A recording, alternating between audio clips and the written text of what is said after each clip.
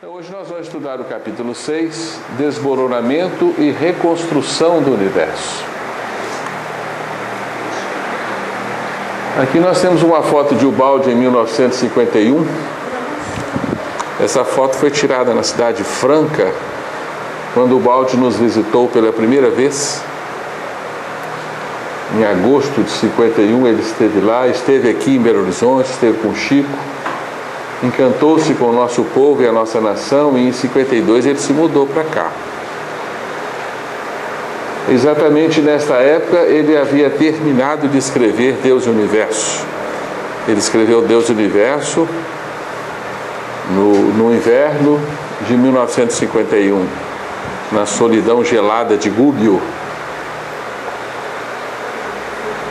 E ele faz um interregno, ele faz um pequeno intervalo na descrição de suas visões, dizendo-nos assim, logo no início desse capítulo: chegam a mim conceitos em um oceano de ondas, quais montanhas, e como avalanches me investem e agitam. É ofuscante olhar no infinito pensamento de Deus. É aterrorizante senti-lo na sua potência. Mas é impossível parar quando se é arrastado pelo turbilhão.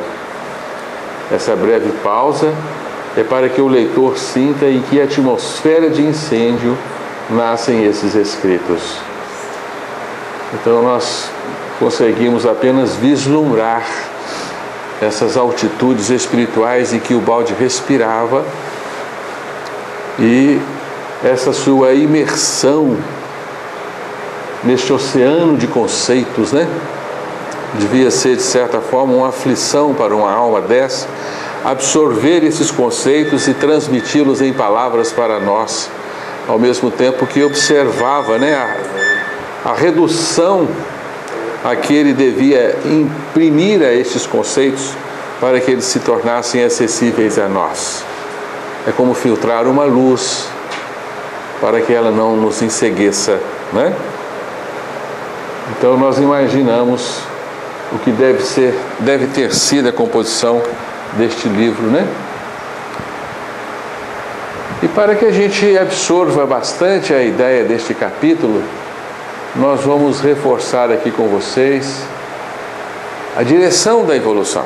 A evolução é um processo, evidentemente, muito bem conhecido, estudado por nós, admitido, né, pelo pensamento espírita, pela ciência. E nós sabemos muito bem que a evolução tem uma direção. A direção da evolução é muito bem conhecida. Todo mundo sabe que a evolução vai do menos para o mais. Não é evidente isso? Ela vai da desordem para a ordem, né? Então a evolução está construindo uma ordem nesse universo. E a evolução constrói seres cada vez mais organizados, cada vez mais perfeitos. Haja vista nós hoje, se compararmos nós com o homem pré-histórico, né? Com os símios, não é isso? Nós vamos notar uma diferença enorme, né? Nossa civilização hoje, embora ainda traga um pejo de imensa inferioridade e maldade, mas comparado com a Idade Média, né, com as eras iniciais da civilização, hoje é muito diferente. Então há nitidamente um processo de uma melhora, né? Ô Calete, a evolução caminha evidentemente numa direção, ela conhece uma finalidade a se cumprir. E é algo que a ciência não sabe explicar. Por que a evolução é assim? Mas é muito nítido esse movimento da evolução, né? A própria evolução que o homem imprime, ela é evidente também no sentido de melhorar sempre. Observe os carros, né? De 1900, surrequinhas, do começo do século XX até hoje, é evidente que há um processo de evolução aí inquestionável. Então, a evolução tem uma direção. André Luiz determina isso para nós muito bem, né? No livro Entre a Terra e o Céu. A cadeia de ascensão do espírito vai da intimidade do abismo à suprema glória celeste. Vai da matéria bruta, da intimidade atômica, o abismo, até as altitudes celestiais. Este é o caminho que o espírito percorre, né? Então vai do menos ao mais. Portanto, nós assistimos na evolução uma longa caminhada que nós podemos resumir neste pequeno gráfico. A direção da evolução é uma direção nitidamente de ascensão. Nós vamos de um platô, que é a matéria, né? Um platô material, a um reino espiritual. Então a evolução vai da matéria ao espírito, vai do átomo ao anjo. Não é assim?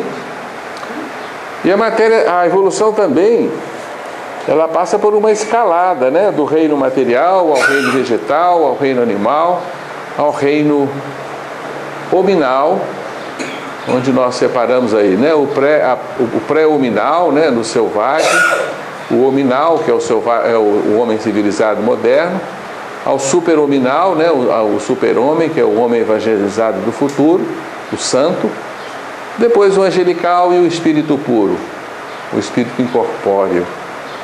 E essa ascensão evolutiva nos mostra nitidamente a redução de certos atributos e o surgimento de outros. Então, quanto mais nós descemos na escala evolutiva, mais nós vamos nos encontrar com rebeldia, separatismo, ignorância, mal, dor, escravidão, impotência, egoísmo, rivalidade, guerra, caos, ódio e outros atributos mais, né? Esse é um resumo dos atributos que encontramos nos primórdios da evolução, nos reinos inferiores.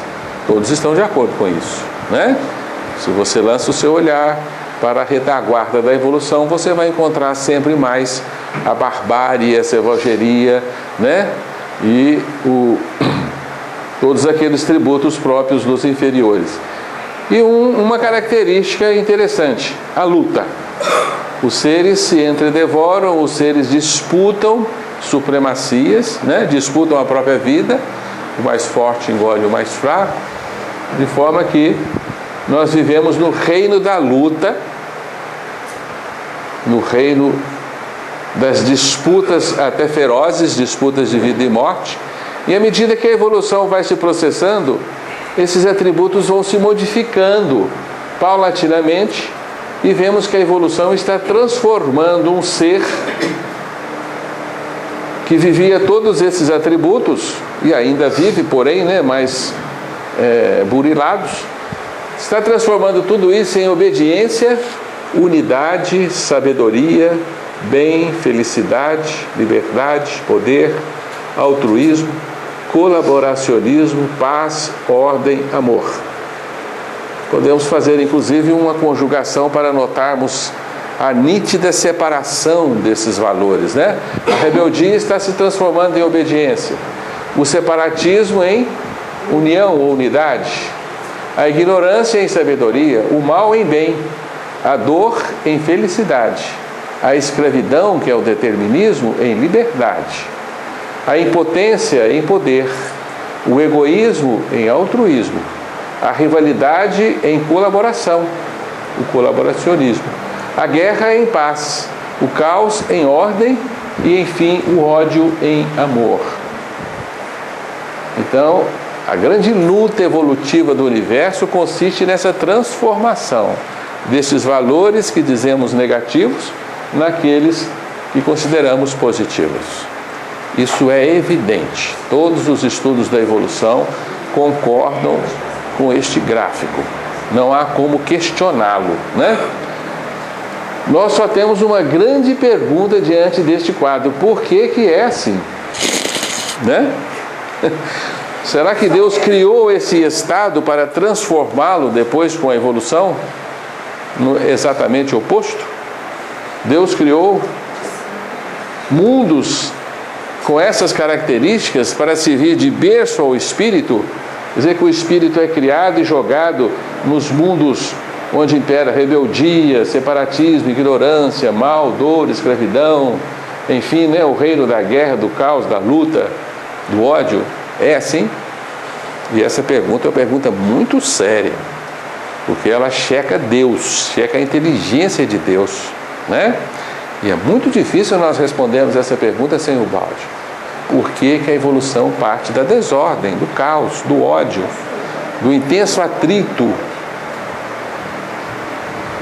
De forma que, se nós paramos nessa consideração sem esse questionamento, nós estamos com o estudo da evolução incompleto, né? E isso está dito lá em Ubaldi, na grande síntese, né? Que a nossa grande caminhada vai da matéria, que é o abismo infecundo, né? Que recebe o espírito dos primórdios da evolução, até os altiplanos, onde está o espírito puro. Então nós estamos caminhando das trevas à luz. Diz Ubaldi, na grande síntese: no alto está a luz, o conhecimento, a liberdade, a justiça, o bem, a felicidade, o paraíso. É a grande luz que se projeta e acende em vós aquilo que, como um pressentimento, está acima de vossos ideais e de vossas aspirações já elevadas. Embaixo estão as trevas, a ignorância, a escravidão, a opressão, o mal, a dor, o inferno, vosso passado que vos enche de terror no presente, e este, por sua vez, será amanhã o passado que também vos encherá de terror. Portanto, a evolução está nos conduzindo da besta ao anjo. E novamente voltamos à pergunta fundamental: Deus cria bestas para transformá-las em anjos através da evolução? Isso nos parece um pouco contraditório com o que nós entendemos por ser Deus, né? Então, mais uma vez ressaltando, não temos a mínima dúvida que a evolução vai do menos ao mais. Ela vai do simples ao complexo, ela vai desordem para a ordem, ela vai do grosseiro ao sutil, vai da ignorância à sabedoria, vai da prisão à liberdade, vai do sofrimento à alegria, do demônio ao anjo, da rivalidade à concórdia, da rebeldia à obediência, do mal ao bem. Então assistimos a este grande movimento universal, tudo conduzindo do mal ao bem. Deus criou o mal para fazê-lo evoluir para o bem? Esta é a grande interrogação, né? Que nós até então não tínhamos feito, não é verdade? E nós estamos aprendendo hoje que evoluir é aprender a fazer perguntas, né? Então hoje fica muito claro para nós por que é assim. E o Ubaldi vai reforçar para nós esses conceitos, e nós vamos relembrar aqui com vocês o esquema fundamental do pensamento de Ubaldi na grande síntese, a equação da substância. Lá na grande síntese, nas primeiras páginas, Ubaldi nos apresenta esse fantástico esquema em que ele representa alfa por espírito, beta energia, gama matéria. Todo mundo já decorou isso, né? Isso é questão de prova mesmo, né? Então nós vemos que no nosso universo há um duplo movimento, em que espírito alfa se condensa em beta, né? Este movimento, espírito se condensa em energia, energia se condensa em matéria, numa primeira fase do ciclo. E depois a matéria restitui a energia retorna a alfa espírito, e assim o ciclo se fecha, né? E nós havíamos entendido que esse é um movimento prototípico do nosso universo. Ele acontece em todos os fenômenos. Ele nos leva a entender que houve no nosso universo um processo de contração da substância divina. No estado puro, a substância contraiu em energia, contraiu em matéria, promovendo então a criação da matéria no nosso universo. E depois a substância está num caminho de volta, em que ela está expandindo-se novamente para voltar ao estado original. Contração e expansão são os dois movimentos, então, que compõem esse ciclo da substância, não é? E nós vamos enxergar nesse fabuloso esquema tão simples tudo o que existe. A nossa própria vida é um movimento de condensação e de expansão, né?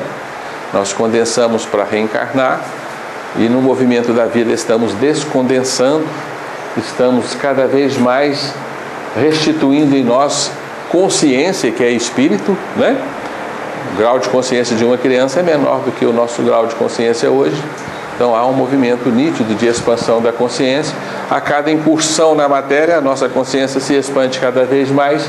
Então esse movimento, ele realmente ele é fantástico, esse esquema, e ele concorda com a realidade ao nosso derredor. Ele explica por que o nosso universo nasceu, né? O nosso universo nasceu de uma condensação de forças fantásticas, a ciência chama de Big Crush, e essas forças se condensaram num ponto, o átomo primordial, e este ponto explodiu, que é o Big Bang, gerando o movimento oposto, o movimento de expansão do universo, que é o movimento que nós vivemos hoje, né? Nosso universo em expansão representa exatamente a segunda volta do ciclo da substância, né? Que é o movimento de evolução. Então a evolução, segundo esse gráfico, nada mais é do que a reação, a contra-reação ao movimento de condensação ou de involução. E a gente passa a entender a evolução de uma forma extraordinária, né? O nosso universo, então, ele é fruto de um movimento inteligente. Ele não é só a evolução, ele tem a involução e a evolução ao mesmo tempo. Os dois movimentos se abraçam e se anulam. E é interessante porque a natureza nos mostra que tudo funciona desta forma, né? A água se condensa para se evaporar. Ela evapora porque ela condensou, né? Então a substância está se evaporando porque ela condensou. A evolução existe porque teve um movimento anterior de evolução. Assim nós havíamos aprendido na grande síntese, né? Havíamos entendido que lá no alto está o anjo, no estado de espírito puro, alfa, e lá embaixo, em gama, está o átomo, o limiar inferior da matéria. E nós havíamos entendido que a evolução se dá do átomo ao anjo, questão 540 do Livro dos Espíritos, né? Então esse aí é nitidamente o caminho da evolução. Só que hoje nós estamos entendendo que esse caminho se completa com um caminho oposto. O anjo se condensou no átomo e agora o átomo descondensa-se no anjo. O movimento está equilibrado, né? De forma que se nós retirarmos este movimento, o universo fica desequilibrado, né? Não é isso? Fica cambeta o universo. Então, se há o movimento do átomo ao anjo, existiu do anjo ao átomo. É impossível, né? Que não tenha existido. Nós havíamos entendido assim na grande síntese, mas não perguntamos naquele momento por que era assim. Isso é da vontade de Deus, né? Deus enxotou os átomos, os anjos, ao criá-los e condensou-os no átomo, né? Deus vestiu o anjo de pedra para que ele evoluísse. Porque aqui nós temos a contração máxima da consciência. Aqui é a expansão máxima da consciência. Nós não havíamos entendido por que é assim. Nós sabemos agora que o átomo existe no universo relativo, representado pela Terra, né? E o anjo no universo do absoluto, simbolizado pelo céu. Então, na verdade, houve um movimento do céu à Terra, do absoluto ao relativo, e agora assistimos ao movimento da Terra ao céu. Então a evolução está nos conduzindo da Terra ao céu. E na verdade a evolução está reconduzindo todo o universo ao estado primitivo em que ele foi criado. O Balde chamou o céu de sistema e chamou a Terra, o relativo, de antissistema. Um dos atributos da criação divina é o infinito. Não há limites para a criação, porque a criação é filha do infinito. Deus é um infinito. né? Então, esse movimento se dá do infinito positivo ao infinito negativo. No primeiro instante de condensação, o infinito positivo se condensou no infinito negativo, e agora o infinito negativo está retornando ao infinito positivo. É difícil a gente entender o que é o infinito negativo e o que é o infinito positivo. Né? O infinito para baixo, o infinito para cima, porque o infinito não tem limites, né? Oswaldo, é difícil entender isso. Mas quando você enxerga um átomo, por exemplo, e tenta enxergar onde é que o átomo acaba, você se depara com um abismo infinito dentro do átomo, né? A própria ciência nos leva a isto, né? Você não vê um limite, tem um limite negativo ali, tá? Daí as nossas dificuldades também de entendermos muitos processos que envolvem esses movimentos. Só uma coisa que isso aí é um demonstrativo de uma coisa maior que seria do universo, que impede também do individualismo se manifestar nessa mesma forma aí. Exatamente. Esse esquema ele está se reverberando sobre si mesmo ao mesmo tempo, gerando um movimento contínuo, né, como uma mola que vai se... Dentro da própria grande estrutura, ele repete um movimento menor. O mesmo movimento maior é repetido em escala menor. Dentro do átomo tem esse movimento, tem a contração e a expansão, né? Como nas nossas vidas, a cada vida você vive isso aqui, né? Não é isso? Do nascimento à maturidade você expandiu. Depois você vai contraindo até a morte. Expande de novo, no mundo espiritual você expande de novo, depois contrai para reencarnar. Mesma coisa, né? Os astros fazem esse movimento, as galáxias fazem esse movimento. Então ele se repete em diversos níveis, né, de manifestação, né? E ele é que vai gerar a evolução em espiral. A espiral pulsátil, né?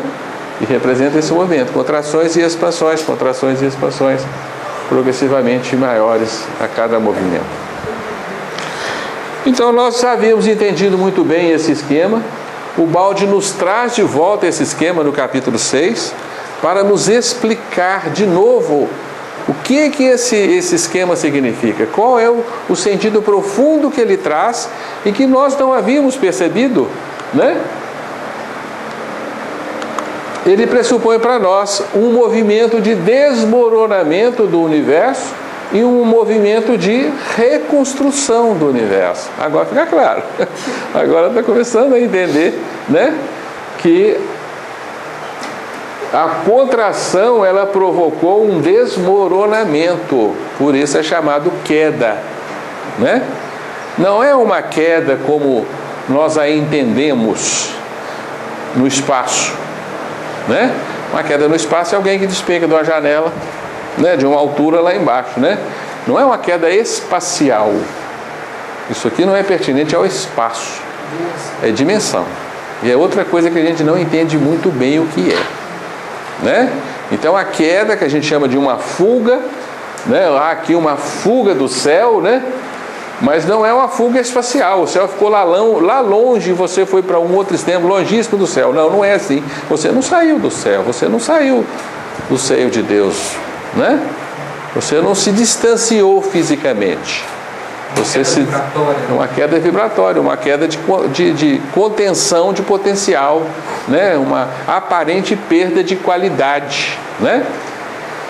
É nesse sentido que é um pouco difícil da gente entender, mas, né, estamos nos esforçando cada vez mais para compreender o que é isso. E nesse processo de condensação há uma aparente perda de valores, porque todos os valores das substâncias ficaram condensadas e inacessíveis ao ser. Então houve uma aparente perda, mas não uma perda real. Nós não perdemos nada. Saímos da casa do Pai com toda a herança que nos é de direito, mas perdemos o acesso a esses benefícios, perdemos o acesso ao poder, à liberdade, né? Ao conhecimento. É isso? Oi? São os verdadeiros valores. Os verdadeiros valores, né? Perdemos o acesso direto a esses valores reais que nos foi dado por Deus por amor, como atributos do próprio Deus, porque nós somos gerados como deuses também, né? Então, este movimento agora, para nós, ele significa desmoronamento. que é o movimento de fuga, né? Que é o movimento de condensação, que é o movimento de involução. Agora, no capítulo 6, nós vamos entender este movimento como desmoronamento. Desmoronamento dimensional, não é algo que rolou para a montanha abaixo, não. Né? Tá certo? E agora o nosso universo está se reconstruindo. Portanto, a evolução é uma reconstrução, é uma restituição. Esse é um conceito importantíssimo de evolução que nós não tínhamos antes de Ubaldi. Evolução é restituição. Então a evolução não está criando nada. A evolução está fazendo-nos restituir o que já éramos, o que já tínhamos. Está claro isso? Portanto, aqui nós situamos a criação progressiva, né, que o Kardec nos ensina, e a gente vai só mudar de criação progressiva para recriação. Né? Não é uma criação do nada, é uma criação de novo, é uma restituição, é uma reconstrução. Né? Então agora a gente vai ainda evoluir um pouco mais esse conceito. Nós vamos entender que esse movimento de desmoronamento é um movimento mórbido. Não é algo que pretendido diretamente por Deus. Não faz parte de uma naturalidade da criação. Isso é chocante, né? E nós vamos entender que a cura desse desmoronamento é a evolução. A reconstrução agora é o medicamento, é a cura do mal. O mal é a contração, é o desmoronamento. Aí as coisas começam a tomar um outro colorido para nós, né? Tá claro? A gente não tinha percebido isso na grande síntese, né? E isso é chocante, porque você é produto de uma doença. Que doença? Deus criou uma doença para gerar o universo? Claro que não. Essa doença é fruto de uma escolha que o próprio ser fez, de retirar-se do absoluto, né? Gerou então uma doença, a grande doença da qual nós todos estamos imersos nela. E agora a evolução está curando esta doença, né? Por isso o Ubaldi nos deixa aquela frase que nós já citamos várias vezes, né?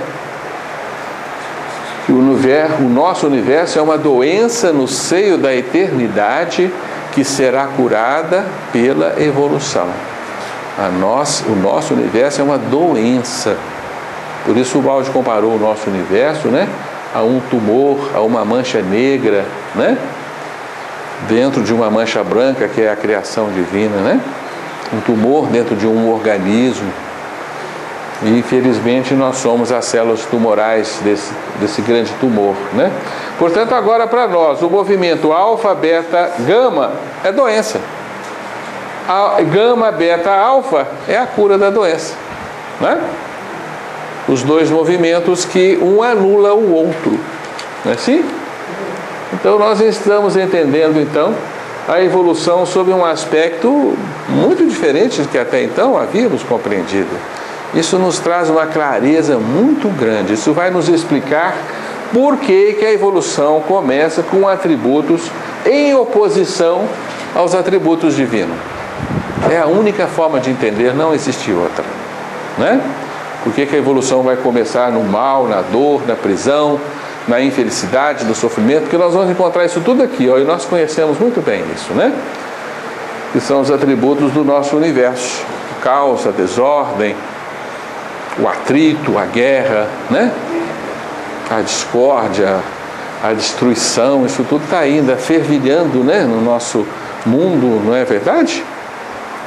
Estamos aí vivendo épocas, né, e que parece-nos que isso jamais irá terminar, né?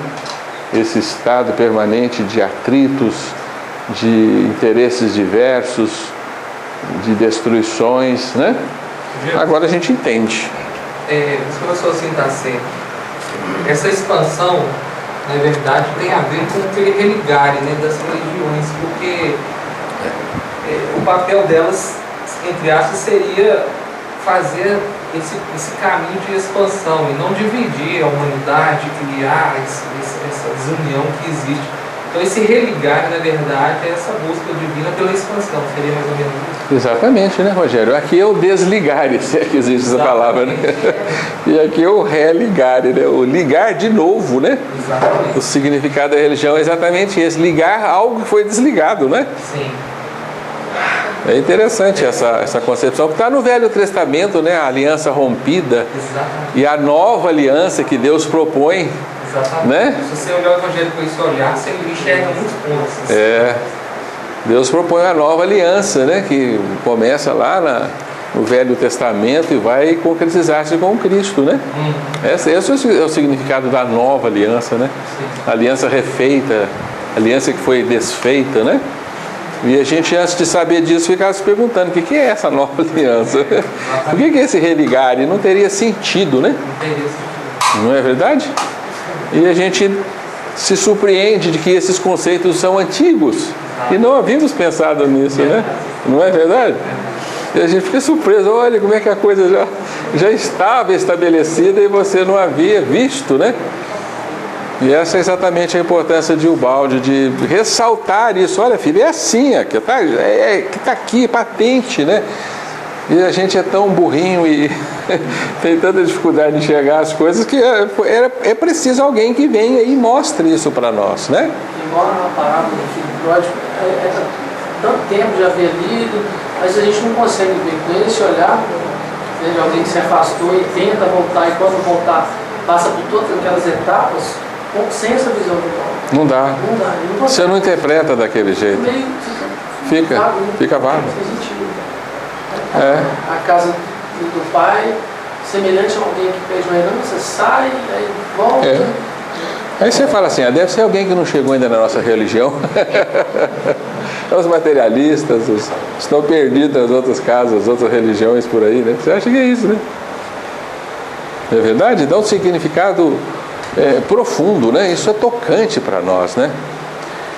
Porque agora você não tem como fugir, você está imerso nesse esquema, você é filho deste esquema, você é produto de uma doença e agora você está passando por um processo de cura. E toda cura é difícil, o remédio é amargo, né? Não é isso? E somos então obras de uma paciente intervenção divina. Porque agora a gente vai entender nesse esquema que Deus caiu com a criatura. Deus desceu no fundo do abismo, né? Com o ser, para resgatá-lo, para levá-lo de volta ao seu seio amoroso, né? E Deus fez isso por amor, né?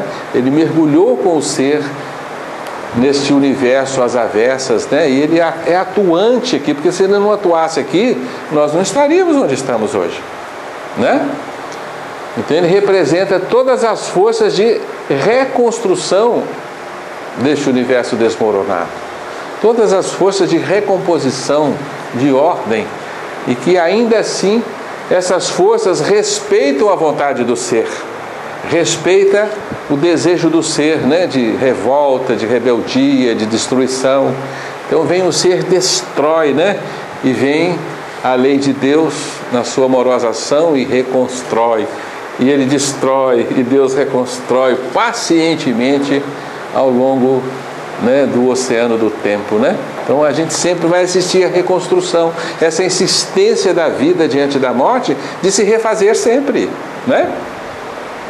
A gente pode destruir mundos, os mundos serão recompostos, não é verdade? E a natureza é assim, é pródiga em produzir vidas novas, e assistimos à grande luta, né?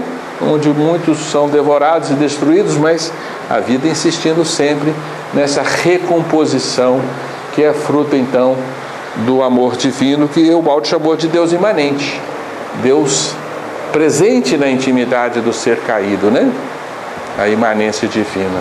E a gente entende por que Deus desapareceu deste mundo. Nós não enxergamos Deus deste mundo. Deus é tão sumido desse mundo que você pode negá-lo. Ele não existe, né?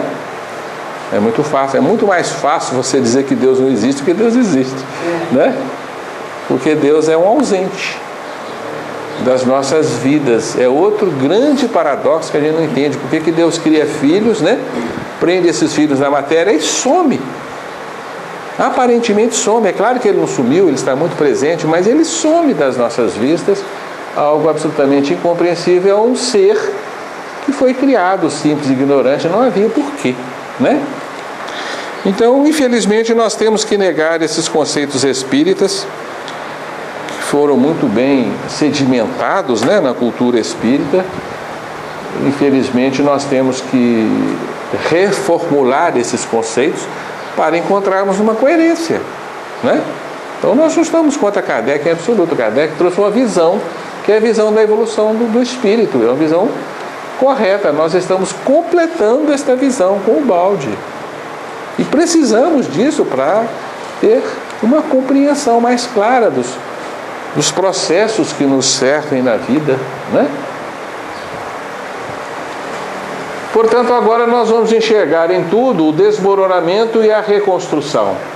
Tem aqueles períodos em que tudo parece ruir, né? E você olha assim e fala, puxa vida, o negócio lá vai degringolando tudo, né? Não é isso? Quando a avalanche acontece, né? E destrói tudo que encontra, você fala, e pronto.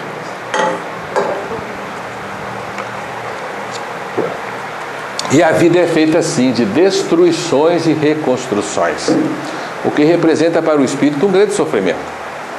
Tudo que você constrói vai ser destruído. Não é assim? E a gente fica um tanto quanto desiludido, né? Porque nada sobrevive à ação do tempo, né? Então, na natureza é assim.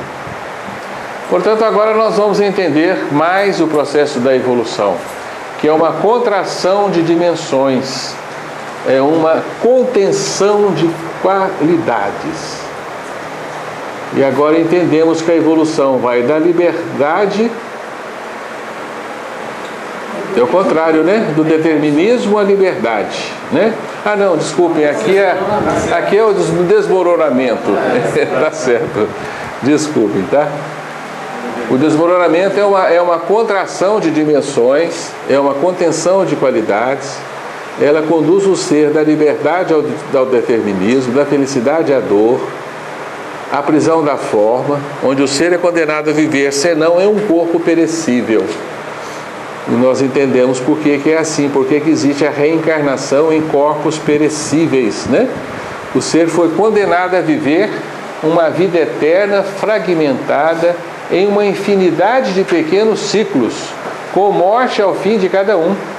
Isso é realmente uma dor merecida para quem tentou despedaçar o todo negando a Deus. Eu achei isso muito forte, mas ao mesmo tempo é uma excelente explicação de por que é assim. Você vive, né, nasce cheio de esperanças, cheio de anseios por realizar-se no mundo, mas a morte é inexorável. A morte vem e, né, limita, cerceia, destrói, elimina toda e qualquer possibilidade do ser, né, como algo inexorável. E realmente a melhor explicação que nós temos até hoje, eu pude encontrar, que vai explicar por que a morte existe no nosso universo, é com o balde.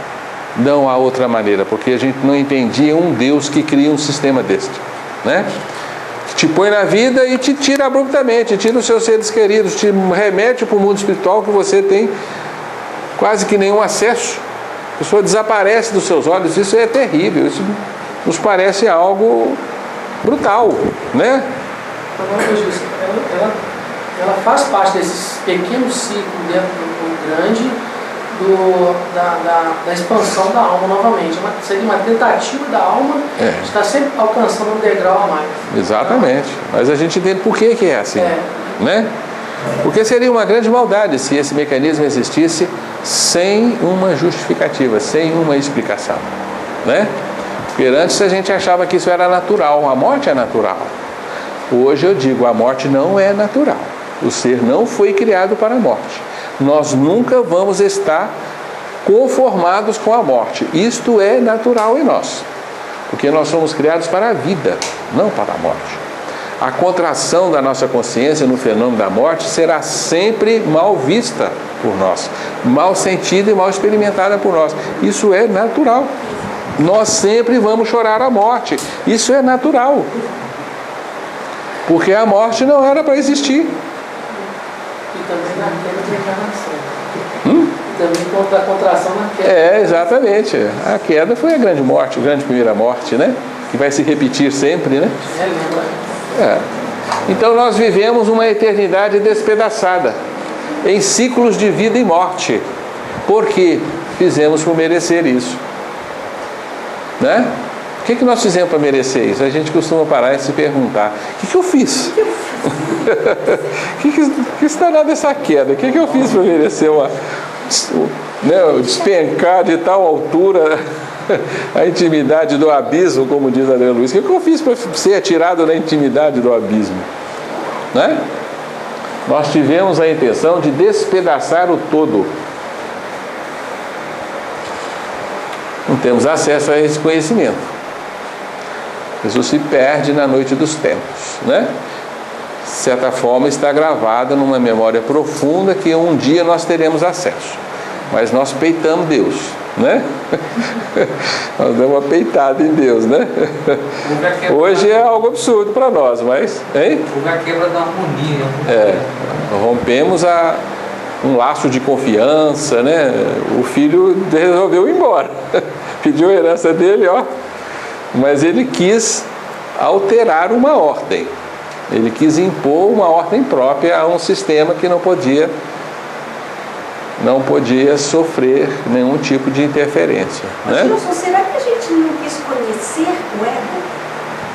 Sim, mas não foi só isso.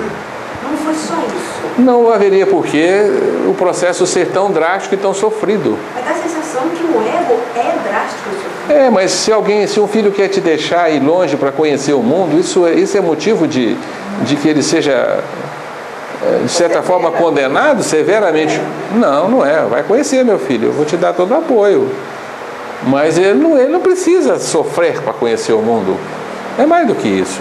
É mais do que simplesmente querer conhecer. Porque senão não se justifica, né, essa maçaroca que a gente vive nela, né? Porque o ego é isso, né? Não justifica essa contração que nós sofremos. Não foi só uma intenção de conhecer. Porque muitos se interpretam assim, né? A árvore do bem e do mal, você quis conhecer a árvore do bem e do mal, né? Mas é mais do que isso. Você quis conhecer com uma intenção, né? Quis conhecer para controlar o paraíso, ser dono do paraíso. Quis conhecer com uma intenção? Olha aqui, relembrando a palavra conhecer nas escrituras, tanto antigas como no Novo Testamento, ela tem um sentido diferente. O conhecer no sentido do Evangelho e do Antigo Testamento significa vivenciar intimamente aquilo. Um contato. É uma experiência, é ação, não é só conhecimento. Maria não conheceu o varão.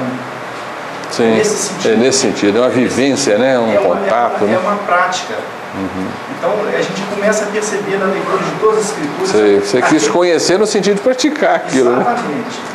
Não foi um perigo. Você quer conhecer a droga, mas não é só. Não foi só uma curiosidade, não. Curiosidade, não. De ver, não. Praticar.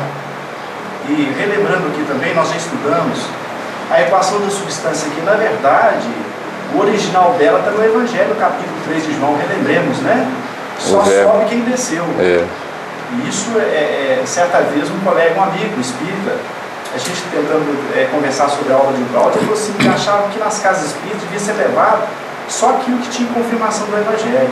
Aí pronto. O autor... Aí você está autorizado. A originalidade da equação de substância não é bem o balde, né? Ele explicou com outros termos científicos, mas na verdade é Jesus. Mas alguém já veio falar comigo, só o que está no Evangelho segundo o Espiritismo. Já me falaram isso. Já me falaram isso, que é por isso, meu filho, que a biblioteca espírita não vende Bíblia, vende só o Evangelho segundo o Espiritismo. Se você for ler a Bíblia, você vai confundir todo, deixa ele lá. Se for ler o Evangelho todo, você vai se confundir. Então, Jô, não foi só uma curiosidade de conhecer, houve uma intenção, né? Conhecer no sentido que o Oswaldo está falando, né? Infelizmente, só isso explica, porque de outra maneira não se justificaria essa maçaroca que nós vivemos, né? Essa dificuldade de retorno, né? Tio, será que nós quisemos ser Deus? Eu acho que sim.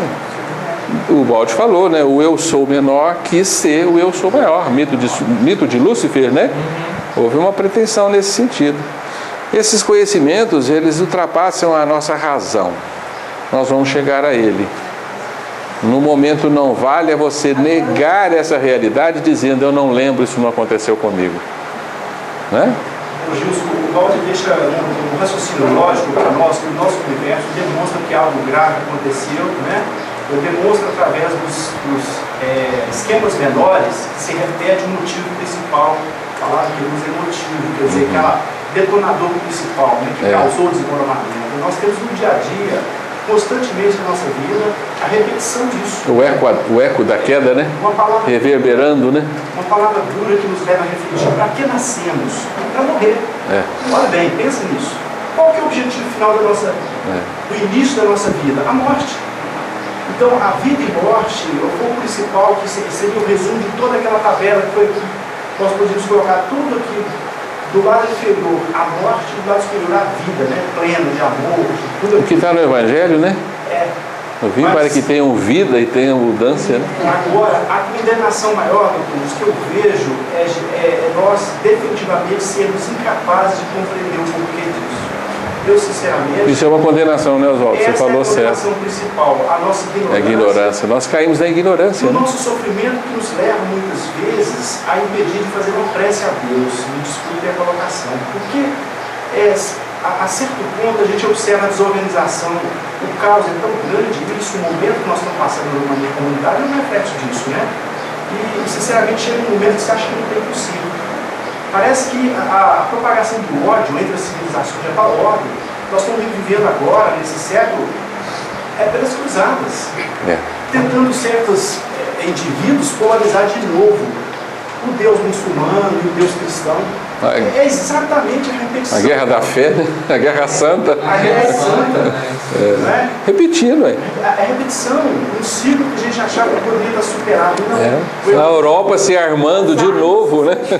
Exatamente. O presidente da França, estamos em guerra. Em guerra. Mas a guerra agora é um elemento que é interno. Claro, o colonialismo na África gerou isso. É o retorno. Então, o ser humano não vai... Parece que é difícil de aprender que o mal que nós fizemos ao outro, como o Balde fala, retorna. Nós mesmos. Agora, a dificuldade, a condenação maior foi o afastamento. Deus sumiu da nossa vista de alta ordem, foi não só da nossa visão, mas do nosso coração também. Porque a dificuldade é muito grande. O Balde fala lá que nós queremos achar que Deus não poderia fazer isso, ou melhor, Deus não deveria deixar que isso acontecesse. Isso está impregnado em nós. É aquela coisa que nós falamos. Então, quando você reflete profundamente, a gente pergunta assim, no caminhar dessa obra que estamos estudando, o Balde admite a hipótese da destruição final do indivíduo, transformando e restituindo a substância divina. Eu, sinceramente, seria muito mais fácil e mais prático se isso pudesse ser optado, não com um gesto de rebeldia, mas de pedido a Deus. Porque na nossa vida, eu mesmo trabalho com certos materiais, quando o erro é tão grande, é difícil a recuperação. Você refunde, né? Você joga aqui na sucata, vira de novo metal. Então perguntaríamos ao Pai, essa caminhada tão dolorosa, não teria outro caminho? E por que isso aconteceu? Por que foi permitido isso acontecer? Logicamente, não podemos negar tudo isso que está sendo estudado aqui. Está diante da nossa lógica. Mas a condenação maior... Deus não sumiu da nossa vista somente, mas do nosso coração. Aí que é mais grave. Não há salvação sem Calvário. A humanidade está passando pelo Calvário. Então, em breve a salvação. Essa é a sensação do Espírito. O Calante falou muito certo. Não há salvação sem Calvário. É o caminho que o Cristo traçou para nós. Não tem como deixar de percorrê-lo. Todos os passos que o Cristo passou, e agora a gente entende por que é assim. A nova civilização do Espírito que daí está nas nossas mãos, colaborar com Deus para construir um novo mundo. Mas a rebeldia contra Deus permanece muitas vezes dentro do nosso coração, sabe? Nós achamos que Deus não deveria ter permitido isso. Não poderia ter criado seres falíveis. Mas quem somos nós para questionar a sabedoria? Exatamente, mas aí muitas vezes nós nos afastamos do Pai com esses pensamentos. Nós dificultamos a prece, dificultamos essa religação. São momentos da nossa caminhada que nós Graças a Deus, nós já impregnamos no nosso ser algo que diz o seguinte: não pactuamos mais com injustiça. Porque aquela máxima do Cristo, fazer aos outros o que gostaríamos para nós, é diferente de não fazer aos outros o que não gostaríamos para nós. Porque o não fazer aos outros parece que já está impregnado em nós. É lógico que nós falhamos, muitas vezes nós cometemos, né? O Valde fala também que a dor leva à evolução, e a evolução leva à extinção da dor. É isso mesmo. Então a dor, o sofrimento leva a gente a buscar a evolução, os porquês, né? E a evolução leva a extinguir a dor. A evolução está nos conduzindo para o esclarecimento, né? A sabedoria paulatina, né? Da caminhada. A condenação é séria, doutor Gilson. Porque assim não cabe a nós questionar. Fazer aos outros o que gostaríamos a nós não fazemos, sabe por quê? Se numa entrevista a vaga é só tem uma vaga, somos dois concorrentes com a vaga, eu não vou deixar o outro, sabe? Eu não posso fazer com os outros o que eu gostaria, né? Para mim. Então, parece que esse regime de luta que foi colocado aqui vai se utilizando. As coisas mais simples, você vai no sacolão, você pega as frutas melhores, deixa as podres para os outros. As amassadas, as feias, fica para lá, ué. Né? Coisa simples. Às vezes eu me pego nisso, eu no sacolão fico escolhendo, mas eu vou deixar as outras para os outros. É verdade. Demais, fala mais alto.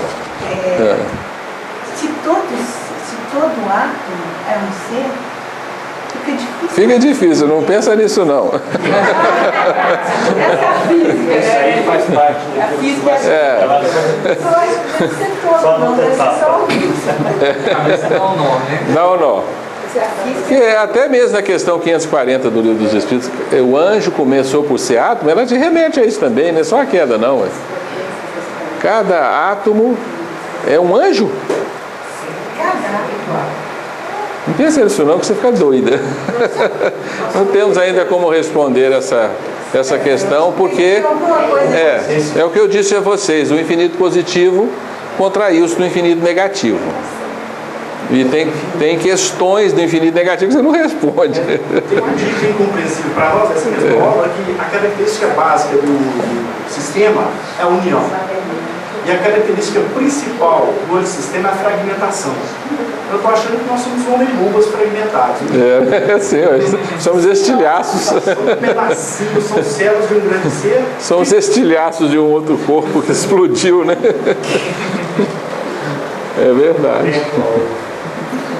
Então aí sim, nós vamos ter um capítulo de Ubaldi em Deus e Universo, que nós vamos estudar com mais detalhe o fenômeno da morte, mas agora se torna claro para nós, né? E nada melhor do que a dor para despertar a alma, que, na realidade, deseja esquivar-se às provas, furtar-se ao esforço e aguardar no ócio, mas a dor não deixa, né? Então, o que você falou, né, Khaled? Não há evolução sem calvário, né? Então, não há evolução sem dor. Infelizmente, a dor agora está incorporada à nossa própria natureza, porque é o remédio, né? E sem esse remédio, ai de nós. Como nós estamos no final de ciclo de era, como o próprio Paulo fala, né? As cobranças estão muito rápidas e muito duras. Todas as dívidas de séculos e séculos passados, que nosso irmão falou, porque a Europa... Está voltando para que sejam resolvidas, né? África, no Oriente Médio, nos países árabes, né? Essas cobranças todas, tá? Não é à toa que os refugiados estão buscando lá, né? Buscando a compreensão, o acolhimento, né? E ai dos povos civilizados se não derem esse acolhimento, né? Então esse conceito de desmoronamento e reconstrução é um conceito fundamental, né? Ele nos leva a entender que o Evangelho é o caminho de retorno a Deus, de restituição, né? Restituindo-nos a liberdade de origem. É o significado da salvação, da redenção. Isso é o que eu acho mais extraordinário em Ubaldi, é dar sentido para o Evangelho, né? De nos dar uma compreensão clara dos diálogos de Jesus. Então, por favor, agora que vocês estão compreendendo isso, vão ao Evangelho, vão à leitura do Evangelho na sua origem mesmo, né? Lá no Novo Testamento, leem lá Marcos, né? Mateus, Marcos, Lucas e João, leem para vocês verem que está tudo ali. Agora nós temos clareza, né? Até mesmo as lições de Emmanuel, Fonte Viva, Pão Nosso, Caminho, Verdade e Vida, você começa a ler, você começa a ver, as coisas estão ali, né, senhor? Emmanuel falando de vida eterna, de ressurreição gloriosa, você começa a entender, o negócio fica, de fato, extraordinariamente bem compreendido, né?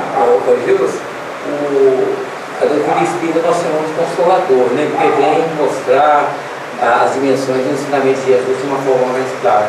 Mas eu acho que não existe nenhuma literatura que nos leva a uma compreensão do Evangelho na dimensão do principalmente, olha, por um Novo Testamento, até que a doutrina espírita desenvolve um âmbito bastante.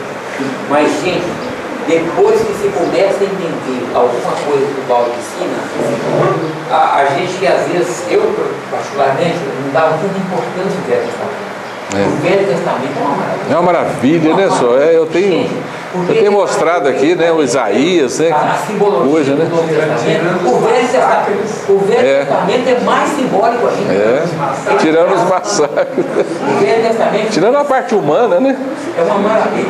Então, quando você começa a perceber as ideias que estão no Velho Testamento, que o Paulo desenvolve de uma forma maravilhosa. Elas estão semeadas, essas ideias lá, né? Que a gente para assim, a gente fica até emocionado, sabe? Porque antes eu, particularmente, entendia. Não tinha valor nenhum, né? Não tinha valor nenhum. Então, agora a gente vê, quando ele começa lá com Adão e Eva, os ensinamentos, aqueles acontecimentos todos, né? Caim, Abel, aquela coisa. Quando aquilo mudou de figura radicalmente. Então agora nós vamos voltar a ler a Bíblia toda, né? A Bíblia agora foi uma maravilha. Não era tão maravilhosa. É verdade. Principalmente o Velho Testamento. É uma orientação fundamental, né? Que nos faltava, né? Era uma coisa extraordinária. Por isso Emmanuel diz, né? Que o Velho Testamento é o alicerce. E o Novo é o edifício da redenção. Então o alicerce desse edifício é o Velho Testamento. Não vim desfigurar a lei, né? Tudo a gente faz sentido. Com certeza, nós temos que agradecer muito ao Balde, né? A reconstituição do universo é produto da imanência de Deus. Deus caiu com a criatura. Deus representa as forças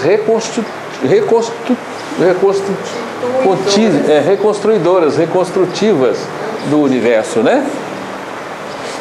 Então, graças à imanência de Deus, o universo está caminhando para a ordem perdida.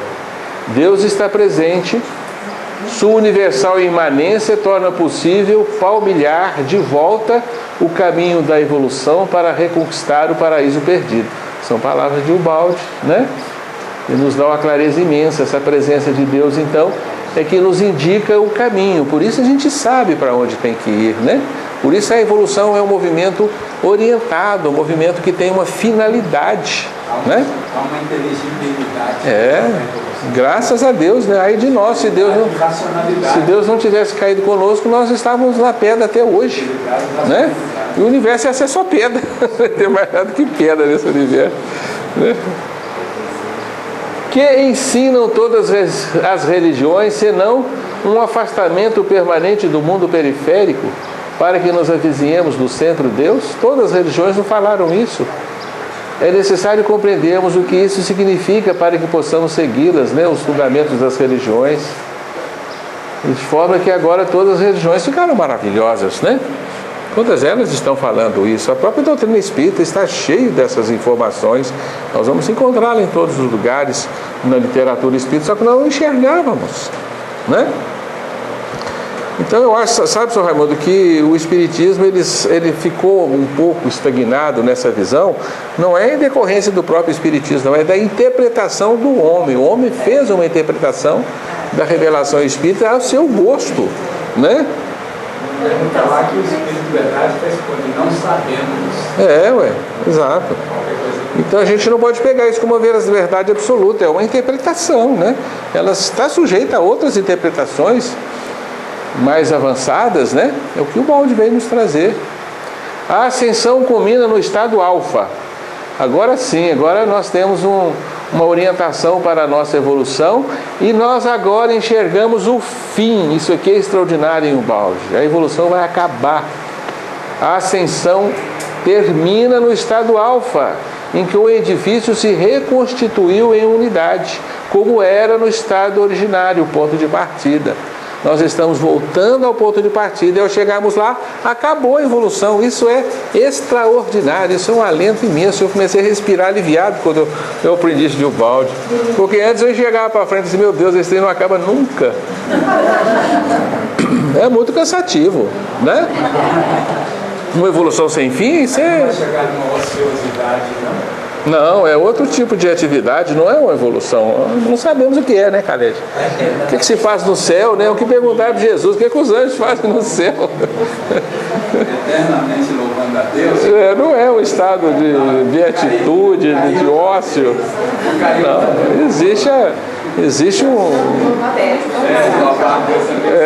existe um propósito que nós desconhecemos, né? Mas ele existe, né? São indagações não válidas. Não temos clareza para responder isso, né? Sofrimento filosófico. E isso está na doutrina espírita, questão 169 do Livro dos Espíritos. Leiam, por favor, em casa, leve isso para casa. Questão 169, né? O progresso é muito longo, mas ele é finito. Está lá na questão 169. É finito, o progresso é finito. A evolução é finita. Doutor Gil, tem uma parábola no Evangelho também que demonstra para a gente esse questionamento que foram trazidos aqui hoje, a parábola dos talentos. Então, aquele que multiplica os talentos e aquele que evolui. Tem um lá que estagnou, enterrou e propôs devolver. Foi severamente condenado. Então não tem escapatória, né? E esconder o talento é uma queda, né? Você esconder o talento é oculto na matéria, né? Eu diria que mais, porque aquilo que quer devolver aquela unidade que o pai deu, é devolver tudo. Então eu não quero existir mais, não quero ver. É verdade. Então foi uma grande blasfêmia e condenado lá. Um ato de revolta, né? Já acabou, o capítulo é pequeno. Essa é a súmula, o resumo do capítulo, e ele é um capítulo pequeno, né? A gente pode estar até discutindo mais alguma coisa, voltar a alguns conceitos, mas a súmula do capítulo é essa, né? É interessante observar que as religiões orientais, as práticas orientais, elas canalizam muito a ligação nossa diretamente com Deus, né? Meditação, essas coisas assim. Exato. Então, é uma visão mais holística, né? Exatamente. Então eu estou aqui fazendo um paralelo com essa ascensão e com essa expansão da consciência. Com certeza, é um Deus mais monista, né? O Deus oriental, né? Exatamente. O ocidental é mais monoteísta, aquele Deus lá longe, né? Exatamente. O oriental vê o Deus em mim, né? O Deus em mim, saúde o Deus em você, né? O Namastê, né? Deram mais ênfase a imanência divina. Exatamente. Na prática, predominou a cultura mental, chamada meditação. Exato. O Ocidente priorizou a transcendência divina, né? E as três religiões semitas, hebraica, cristã e muçulmana, deram mais ênfase ao Deus transcendente. E na prática predominou a oração. É bacana isso, né? Temos que juntar os dois, né? Juntar o Ocidente e o Oriente, né? É bacana isso para nós também, porque agora a gente não rejeita nada, né? Tudo traz a sua contribuição, tudo tem a sua importância. Oi? Acaba o conflito, com certeza. Você vê com bons olhos todas essas facetas. Isso apazigua dá uma paz imensa para nós, né? Porque você vê com bons olhos o seu irmão crente que está querendo te salvar. Você, né, vai abraçá-lo com carinho, né? Não é isso? Você vê o oriental que está insistindo, né? Nesses outros aspectos, você vê que ele tem uma outra porção da verdade. Isso, respeito, né? Aí planta o respeito. Isso nos confere paz, não é? Apazigua o nosso interior, né? É extraordinário isso. Então nós estamos terminando aí algumas elucubrações em torno do capítulo 6.